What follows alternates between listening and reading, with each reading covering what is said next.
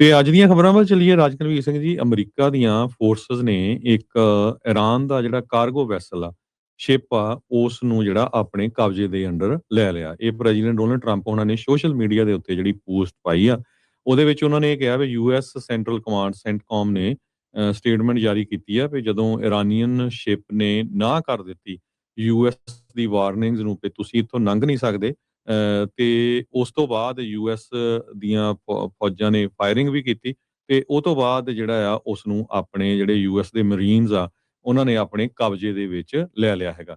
ਸੋ ਇਹਦੇ ਨਾਲ ਜਿਹੜੀ ਇੱਕ ਤਰ੍ਹਾਂ ਦੇ ਨਾਲ ਐਸਕੇਲੇਸ਼ਨ ਆ, ਤੇ ਸੀਜ਼ ਫਾਇਰ ਹੋਈ ਆ, ਉਹ ਖਤਰੇ ਦੇ ਵਿੱਚ ਹੈਗੀ ਆ। ਦੂਸਰੇ ਪਾਸੇ ਅੱਜ ਦੀ ਜਿਹੜੀ ਨਿਊਯਾਰਕ ਟਾਈਮਜ਼ ਆ ਉਹ ਰਿਪੋਰਟ ਕਰ ਰਹੀ ਆ ਵੀ ਤਹਿਰਾਨ ਤੇ ਵਾਸ਼ਿੰਗਟਨ ਦੋਨੋਂ ਹੀ ਪਲਾਨ ਕਰ ਰਹੇ ਆ ਪਾਕਿਸਤਾਨ ਦੇ ਵਿੱਚ ਗੱਲਬਾਤ ਦੀ। ਹਾਲਾਂਕਿ ਤਹਿਰਾਨ ਈਰਾਨ ਵਾਲੇ ਵਾਰ-ਵਾਰ ਕਹਿ ਰਹੇ ਆ ਵੀ ਨਹੀਂ, ਅਸੀਂ ਗੱਲ ਨਹੀਂ ਕਰਨੀ ਹੈਗੀ।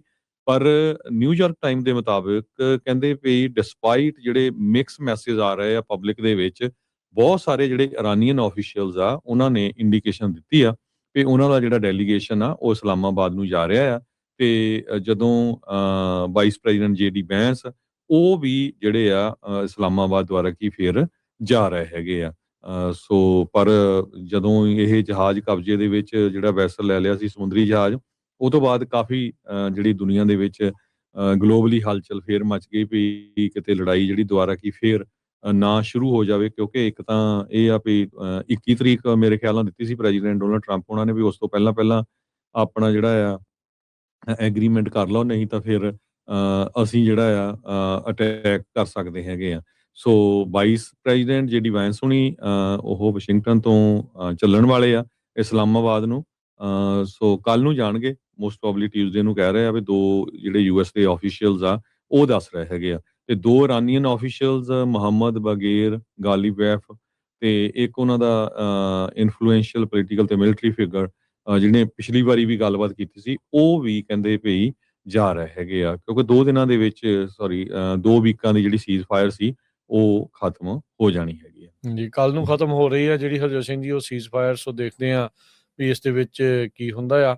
ਇੱਕ ਵੀਡੀਓ ਤਾਂ ਹਰਜੋਤ ਸਿੰਘ ਜੀ ਇਹ ਘੁੰਮ ਰਹੀ ਸੀ ਕਿ ਵੀ ਇੰਜਨ ਰੂਮ ਦੇ ਵਿੱਚ ਉਸ ਦੇ ਉੱਤੇ ਜਿਹੜਾ ਉਹ ਹਮਲਾ ਕੀਤਾ ਆ, ਪਰ ਆਲਰੇਡੀ ਜਿਹੜਾ ਉਹਨੂੰ 900 ਫੁੱਟ ਲੰਬੀ ਤੇ 에ਅਰਕ੍ਰਾਫਟ ਕੈਰੀਅਰ ਜਿੰਨਾ ਜਿਹੜਾ ਕਹਿੰਦੇ ਭਾਰ ਆ, ਟੂਸਕਾ ਕਰਕੇ ਜਿਹੜੀ ਇਰਾਨੀਅਨ ਫਲੈਗਡ ਕਾਰਗੋ ਸ਼ਿਪ ਆ, ਉਸ ਦੇ ਉੱਤੇ ਨੇਵਲ ਬਲੋਕੇਡ ਦੇ ਉੱਤੇ ਇਹਨਾਂ ਨੇ ਜਿਹੜਾ ਉਹ ਰੋਕ ਲਿਆ ਸੀਗਾ। ਨੇਵੀ ਦਾ ਗਾਈਡਡ ਮਿਜ਼ਾਈਲ ਡਿਸਟਰੋਇਰ USS ਸਪਰੂਐਂਸ ਉਸਨੇ ਇੰਟਰਸੈਪਟ ਇਸ ਨੂੰ ਕਰ ਲਿਆ ਸੀਗਾ ਗਲਫ ਆਫ ਓਮਾਨ ਦੇ ਵਿੱਚ। ਕਹਿੰਦੇ ਵੀ ਕਈ ਵਾਰਨਿੰਗਸ ਜਿਹੜੀਆਂ ਇਸ ਨੂੰ ਦਿੱਤੀਆਂ ਗਈਆਂ ਸੀ, ਇਰਾਨੀਅਨ ਕਰੂ ਨੇ ਨਹੀਂ ਸੁਣੀ ਤੇ ਫਿਰ ਕਹਿੰਦੇ ਵੀ ਅਮਰੀਕਾ ਦੀ ਨੇਵੀ ਦੀ ਸ਼ਿਪ ਨੇ ਇਸ ਨੂੰ ਰਾਹ ਦੇ ਵਿੱਚ ਹੀ ਜਿਹੜਾ ਉਹ ਰੋਕ ਲਿਆ।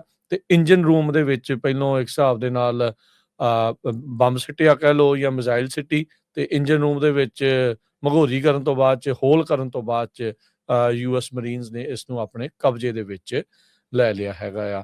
ਸੋ ਇਰਾਨ ਦੇ ਦੁਆਰਾ ਵੀ ਅਮਰੀਕਾ ਦੀਆਂ ਜਿਹੜੀਆਂ ਸ਼ਿਪਸ ਦੇ ਉੱਤੇ ਪਹਿਲਾਂ ਗੋਲੀਬਾਰੀ ਕੀਤੀ ਜਿਹੜੀ ਉਹ ਗਈ ਸੀਗੀ, ਉਸ ਤੋਂ ਹੀ ਜਵਾਬੀ ਕਾਰਵਾਈ ਦੇ ਵਿੱਚ ਹੁਣ ਇੱਦਾਂ ਲੱਗ ਰਿਹਾ ਆ ਵੀ ਟਰੰਪ ਹੁਣਾਂ ਨੇ ਇਹ ਜਿਹੜਾ ਫੈਸਲਾ ਆ ਉਹ ਕੀਤਾ ਆ। ਸੋ ਸੀਜ਼ ਫਾਇਰ ਐਗਰੀਮੈਂਟ ਦੀ ਟਰੰਪ ਹੁਣਾਂ ਨੇ ਕਿਹਾ ਵੀ ਵਾਇਲੇਸ਼ਨ ਕੀਤੀ ਆ। ਸਟੇਟ ਆਫ ਹਾਰਮੋਜ਼ 'ਚ ਜਦੋਂ ਉਹਨਾਂ ਨੇ ਬੁਲਟਸ ਫਾਇਰ ਕੀਤੀਆਂ, ਇੱਕ ਫਰਾਂਸ ਦੀ ਸ਼ਿਪ ਦੇ ਉੱਤੇ, ਇੱਕ ਫਰੇਟਰ ਦੇ ਉੱਤੇ ਜਿਹੜਾ UK ਦੇ ਉੱਤੇ ਆ, ਇਹ ਨਾਈਸ ਕਹਿੰਦੇ ਵੀ ਨਹੀਂ ਸੀਗਾ। ਤੇ ਹੁਣ ਇਸ ਤਰੀਕੇ ਦੇ ਨਾਲ ਇਹ ਜਿਹੜਾ ਉਹ ਚੱਲ ਰਿਹਾ। ਸੋ ਕਹਿੰਦੇ ਵੀ $500 ਮਿਲੀਅਨ ਅ ਡੇ ਉਹਨਾਂ ਨੂੰ ਜਿਹੜਾ ਹੁਣ ਬਲੋਕੇਡ ਦੇ ਕਰਕੇ ਨੁਕਸਾਨ ਜਿਹੜਾ ਉਹ ਝੱਲਣਾ ਜਿਹੜਾ ਉਹ ਪੈ ਰਿਹਾ ਆ। 2 ਘੰਟੇ ਪਹਿਲਾਂ ਟਰੰਪ ਉਹਨਾਂ ਨੇ ਇੱਕ ਹੋਰ ਜਿਹੜਾ ਸੋਸ਼ਲ ਮੀਡੀਆ ਪੋਸਟ ਪਾਈ ਹੈ। ਕਹਿੰਦੇ ਵੀ ਜਿਹੜੀ ਅਕਸਰ ਗੱਲ ਆਖੀ ਜਾਂਦੀ ਵੀ ਇਜ਼ਰਾਈਲ ਨੇ ਮੈਨੂੰ ਗੱਲਾਂ ਚਲਾ ਕੇ ਇਰਾਨ ਦੇ ਨਾਲ ਲੜਾਈ 'ਚ ਜਿਹੜਾ ਉਹ ਲਾ ਲਿਆ, ਕਹਿੰਦੇ ਵੀ ਇਹ ਗੱਲ ਗਲਤ ਆ। ਉਹਨਾਂ ਨੇ ਮੈਨੂੰ ਟਾਕ ਨਹੀਂ ਕੀਤਾ ਇਸ ਜਿਹੜੀ ਲੜਾਈ ਦੇ ਵਿੱਚ। ਇਹ ਜਿਹੜੀ ਲੜਾਈ ਆ 7 ਅਕਤੂਬਰ ਤੋਂ ਬਾਅਦ ਦਾ ਜਿਹੜਾ ਇਹ ਨਤੀਜਾ ਹੈਗਾ ਆ। ਤੇ ਕਹਿੰਦੇ ਮੇਰੇ ਜੀਵਨ ਭਰ ਮੈਂ ਇਹੀ ਜਿਹੜੀ ਸੋਚ ਸੀਗੀ ਵੀ ਇਰਾਨ ਦੇ ਕੋਲ ਕਦੇ ਵੀ ਨਿਊਕਲੀਅਰ ਵੈਪਨ ਜਿਹੜਾ ਉਹ ਨਹੀਂ ਹੋ ਸਕਦਾ ਹੈਗਾ। ਤੇ ਨਾਲ ਦੇ ਨਾਲ ਇਸੇ ਪੋਸਟ ਦੇ ਵਿੱਚ ਜਿਹੜੀ ਫੇਕ ਨਿਊਜ਼ ਦੇ ਉੱਤੇ, ਪੰਡਤ ਤੇ ਪੋਲ ਦੇ ਉੱਤੇ ਵੀ ਉਹਨਾਂ ਨੇ ਨਜ਼ਲਾ ਜਿਹੜਾ ਝਾੜਿਆ। ਕਹਿੰਦਾ ਵੀ 90% ਖਬਰਾਂ ਜਿਹੜੀਆਂ ਉਹ ਝੂਠੀਆਂ ਹੁੰਦੀਆਂ ਆ। 2020 ਦੀ ਪ੍ਰੈਜ਼ੀਡੈਂਸ਼ੀਅਲ ਇਲੈਕਸ਼ਨ ਵੀ ਕਹਿੰਦੇ ਜੀ ਰਿਗ ਹੋਈ ਸੀ, ਜਿਹੜੀ ਇਹ ਕਾਫੀ ਬੁਰੀ ਤਰ੍ਹਾਂ ਹਾਰੇ ਸੀਗੇ। ਤੇ ਉਸ ਤੋਂ ਬਾਅਦ ਦੇ ਵਿੱਚ ਕਹਿੰਦੇ ਵੀ ਜੋ ਵੈਨੇਜ਼ੁਏਲਾ ਦੇ ਵਿੱਚ ਨਤੀਜੇ ਆਏ ਆ, ਉਹਦੇ ਬਾਰੇ ਕਹਿੰਦੇ ਵੀ ਮੀਡੀਆ ਕੋਈ ਗੱਲਬਾਤ ਨਹੀਂ ਕਰ ਰਿਹਾ ਤੇ ਕਹਿੰਦੇ ਵੀ ਈਰਾਨ ਦੇ ਵਿੱਚ ਜਿਹੜੇ ਨਤੀਜੇ ਆ ਉਹ ਵੀ ਬਹੁਤ ਅਮੇਜ਼ਿੰਗ ਹੋਣਗੇ ਤੇ ਜਿਹੜੇ ਈਰਾਨ ਦੇ ਨਵੇਂ ਲੀਡਰ ਰਜੀਮ ਚੇਂਜ ਉਹਨਾਂ ਨੇ ਬ੍ਰੈਕਟ ਦੇ ਵਿੱਚ ਪਾਇਆ, ਕਹਿੰਦੇ ਵੀ ਜੇ ਉਹ ਸਮਾਰਟ ਹੋਣ ਤਾਂ ਈਰਾਨ ਦਾ ਵਧੀਆ ਤੇ ਸੁਨਹਿਰੀ ਭਵਿੱਖ ਜਿਹੜਾ ਇਸ ਦੇ ਵਿੱਚ ਹੋ ਸਕਦਾ ਆ। ਇਹ ਟਰੰਪ ਹੁਣਾਂ ਨੇ ਹੁਣੇ ਜਿਹੜਾ 2 ਘੰਟੇ ਪਹਿਲਾਂ ਇਹ ਟਵੀਟ ਜਿਹੜਾ ਉਹ ਕੀਤਾ ਸੀਗਾ। ਸੋ ਈਰਾਨ ਵਾਲੇ ਆਨਾਕਾਨੀ ਕਰ ਰਹੇ ਹਰਜੋਤ ਸਿੰਘ ਜੀ, ਜਿੱਦਾਂ ਤੁਸੀਂ ਦੱਸ ਰਹੇ ਆ ਗੱਲਬਾਤ ਨੂੰ ਜਿਹੜਾ ਉਹ ਲੈ ਕੇ ਤੇ ਜਿਹੜਾ ਉੱਥੇ ਟੈਨਸ਼ਨ ਆ ਇਸ ਟਾਈਮ ਸਟੇਟ ਆਫ ਹਾਰਮੁਜ਼ ਦੇ ਵਿੱਚ ਉਹ ਖਾਸੀ ਜ਼ਿਆਦੀ ਜਿਹੜੀ ਉਹ ਵਧੀ ਪਈ ਹੈਗੀ ਆ। ਅਮਰੀਕਾ ਵਾਲੇ ਕਹਿ ਰਹੇ ਆ ਵੀ ਸਾਡੀ ਜਿਹੜੀ ਟੀਮ ਆ ਉਹ ਉਧਰ ਨੂੰ ਜਾ ਰਹੀ ਆ, ਕੱਲ੍ਹ ਇਹ ਜਾ ਰਹੇ ਸੀ ਨਹੀਂ ਸੀ ਜਾ ਰਹੇ, ਸੋ ਇਸ ਟਾਈਮ ਕੁਝ ਨਹੀਂ ਪਤਾ ਲੱਗ ਰਿਹਾ, ਕਨਫਿਊਜ਼ਨ ਜਿਹੜੀ ਉਹ ਖਾਸੀ ਵਧੀ ਪਈ ਆ। ਉਧਰ ਇਹ ਪਤਾ ਲੱਗਾ ਵੀ ਪਾਕਿਸਤਾਨ ਦੇ ਜਿਹੜੇ ਪ੍ਰਾਈਮ ਮਿਨਿਸਟਰ ਆ ਉਹਨਾਂ ਨੇ ਈਰਾਨ ਦੇ ਪ੍ਰੈਜ਼ੀਡੈਂਟ ਦੇ ਨਾਲ ਵੀ ਸਿੱਧੀ ਗੱਲਬਾਤ ਕੀਤੀ ਹੈ, ਸ਼ਾਇਦ ਉਹ ਵੀ ਮਨਾ ਰਹੇ ਹੋਣ ਵੀ ਭਾਈ ਕੋਈ ਨਹੀਂ, ਆਜੋ ਗੱਲਬਾਤ ਕਰਕੇ ਜਿਹੜਾ ਦੇਖਦੇ ਆ ਫਿਰ ਹੋਰ ਅੱਗੇ ਕਿਵੇਂ ਜਿਹੜਾ ਉਹ ਗੱਲ ਨੂੰ ਜਿਹੜਾ ਉਹ ਵਧਾਇਆ ਜਾਂਦਾ ਹੈ। ਸੋ JD ਵੈਂਸ ਲੀਡ ਕਰਨਗੇ ਅਮਰੀਕਾ ਦਾ ਜਿਹੜਾ ਐਨਵੋਏ। ਪਿਛਲੇ ਹਫਤੇ ਦੇ ਵਿੱਚ ਤੇ ਚਰਚਾ ਜਿਹੜੀ ਹਰਜੋਤ ਸਿੰਘ ਜੀ ਚੱਲ ਗਈ ਸੀ ਵੀ ਸ਼ਾਇਦ ਰਾਸ਼ਟਰਪਤੀ ਟਰੰਪ ਖੁਦ ਜਾ ਸਕਦੇ ਆ ਇਸਲਾਮਾਬਾਦ ਪਾਕਿਸਤਾਨ ਦੇ ਵਿੱਚ ਇਸ ਗੱਲਬਾਤ ਨੂੰ ਜਿਹੜਾ ਉਹ ਸਿਰੇ ਚਾੜਨ ਦੇ ਲਈ, ਪਰ ਉਸ ਪਾਸੇ ਵੱਲ ਨੂੰ ਅਜੇ ਕੋਈ ਜਿਹੜੀ ਗੱਲ ਆ ਉਹ ਵੱਧਦੀ ਨਜ਼ਰ ਨਹੀਂ ਆ ਰਹੀ ਹੈਗੀ ਜੀ। ਸੋ ਬਿਲਕੁਲ ਅਮਰੀਕਾ ਨੇ 27 ਦੇ ਕਰੀਬ ਜਿਹੜੇ ਸ਼ਿਪ ਆ ਉਹਨਾਂ ਨੂੰ ਇਰਾਨੀਅਨ ਪੋਰਟਸ ਦੇ ਵਿੱਚ ਐਂਟਰ ਕਰਨ ਤੋਂ ਰੋਕ ਦਿੱਤਾ ਹੈਗਾ ਆ। ਇਹ US ਦੀ ਜਿਹੜੀ ਸੈਂਟਰਲ ਕਮਾਂਡ ਆ ਉਹ ਦੱਸ ਰਹੀ ਹੈਗੀ ਆ। ਸੈਕੰਡ ਵੀਕ ਹੋ ਗਿਆ ਅਮਰੀਕਾ ਨੇ ਜਦੋਂ ਸਟੇਟ ਆਫ ਹਾਰਮੁਜ਼ ਨੂੰ ਬਲੌਕ ਕੀਤਾ ਹੋਇਆ ਹੈਗਾ ਤੇ 27 ਸ਼ਿਪ ਹੁਣ ਤੱਕ ਹੋ ਗਿਆ ਜਿਨ੍ਹਾਂ ਨੂੰ ਨਹੀਂ ਜਾਣ ਦਿੱਤਾ। ਬਾਕੀ ਜਿਹੜਾ ਸ਼ਿਪ ਉਹਨੀ ਕਬਜ਼ੇ 'ਚ ਲਿਆ ਮਰੀਨਸ ਨੇ, ਉਹਦੇ ਉੱਤੇ 5000 ਦੇ ਕਰੀਬ ਕੰਟੇਨਰਸ ਆ ਤੇ ਉਹ ਕੱਲਾ ਕੰਟੇਨਰ ਜੋ ਆ ਉਸ ਨੂੰ ਮਰੀਨਸ ਚੈੱਕ ਕਰ ਰਹੇ ਹੈਗੇ ਆ। ਤੇ ਟੈਂਕਰ ਟ੍ਰੈਫਿਕ ਜਿਹੜਾ ਸਟੇਟ ਆਫ ਹਾਰਮੁਜ਼ ਦੇ ਵਿੱਚ ਆ ਉਹ ਸਟੈਂਡ ਸਟਿਲ ਆ, ਉੱਥੇ ਕੋਈ ਹਿਲਜੁਲ ਨਹੀਂ ਹੋ ਰਹੀ, ਕੋਈ ਅੱਗੇ ਨਹੀਂ ਜਾ ਰਿਹਾ, ਕੋਈ ਪਿੱਛੇ ਨਹੀਂ ਜਾ ਰਿਹਾ, ਟੋਟਲੀ ਜਿਹੜਾ ਬੰਦ ਕੀਤਾ ਹੋਇਆ ਹੈਗਾ ਆ। ਸਟੇਟ ਆਫ ਹਾਰਮੁਜ਼ ਟੋਟਲੀ ਕਹਿੰਦੇ ਵੀ ਇਸ ਟਾਈਮ ਰੁਕੀ ਹੋਈ ਹੈਗੀ ਆ। ਸਟੇਟ ਡਿਪਾਰਟਮੈਂਟ ਨੇ ਇੱਕ ਵਾਰਨਿੰਗ ਜਾਰੀ ਕੀਤੀ ਆ ਖਾਸ ਕਰਕੇ ਅਮਰੀਕਨ ਸਿਟੀਜ਼ਨਸ ਦੇ ਲਈ ਜੋ ਇਰਾਨ ਦੇ ਵਿੱਚ ਹੈਗੇ ਆ ਵੀ ਉੱਥੋਂ ਤੁਹਾਨੂੰ ਨਿਕਲ ਜਾਣਾ ਚਾਹੀਦਾ। ਇਰਾਕ ਤੇ ਇਰਾਨ ਦੇ ਜਿਹੜੇ ਇੱਕ ਕਹਿੰਦੇ ਵੀ ਟੈਰਰਿਸਟ ਮਿਲਟਰੀ ਗਰੁੱਪ ਹੈਗੇ ਆ, ਇਕੱਠਾ ਉਹਨਾਂ ਦਾ ਗਰੁੱਪ ਆ, ਉਹ ਟਰਾਈ ਕਰ ਰਹੇ ਆ ਵੀ ਅਮਰੀਕਨ ਸਿਟੀਜ਼ਨ ਜਾਂ US ਦੇ ਜਿਹੜੇ ਐਸੋਸੀਏਟਸ ਆ ਉਹਨਾਂ ਨੂੰ ਟਾਰਗੇਟ ਕੀਤਾ ਜਾਵੇ ਥਰੂ ਆਊਟ ਇਰਾਕ। ਸੋ ਇਰਾਕ ਦੇ ਵਿੱਚ ਲੋਕਾਂ ਨੂੰ ਕਿਹਾ ਗਿਆ ਹੈ ਜੋ US ਦੀ ਐਮਬੈਸੀ ਆ ਬਗਦਾਦ ਦੇ ਵਿੱਚ, ਉਹਨਾਂ ਨੂੰ ਜਲਦੀ ਤੋਂ ਜਲਦੀ ਕੰਟੈਕਟ ਕਰੋ ਤੇ ਡੂ ਨਾਟ ਟਰੈਵਲ ਵਾਰਨਿੰਗ ਜਿਹੜੀ ਆ ਇਰਾਕ ਨੂੰ ਜਾਰੀ ਕਰ ਦਿੱਤੀ ਗਈ ਹੈਗੀ ਆ।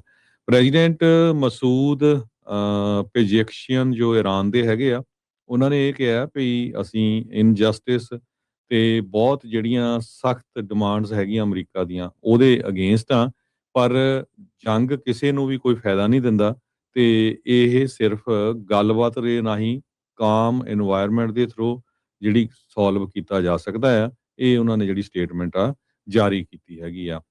ਯੋਸੇਫ ਔਨ ਜੋ ਲੈਬਨੀਜ਼ ਪ੍ਰੈਜ਼ੀਡੈਂਟ ਆ, ਉਹਨਾਂ ਨੇ ਇਹ ਕਿਹਾ ਵੀ ਉਹਨਾਂ ਨੇ ਇੱਕ ਸਾਈਮਨ ਕਰਾਮ ਜੋ ਉਹਨਾਂ ਦਾ ਸਾਬਕਾ ਰਾਸ਼ਟਰਪਤੀ ਆ, ਸਾਬਕਾ ਐਮਬੈਸਡਰ ਆ ਸੌਰੀ, ਉਹ US ਨੂੰ ਅਪਾਇੰਟ ਕੀਤਾ ਹੈਗਾ ਤਾਂ ਕਿ ਜਿਹੜੀ ਇਜ਼ਰਾਈਲ ਦੇ ਨਾਲ ਉਹਨਾਂ ਦੀ ਗੱਲਬਾਤ ਆ ਉਸ ਨੂੰ ਅੱਗੇ ਵਧਾਇਆ ਜਾ ਸਕੇ।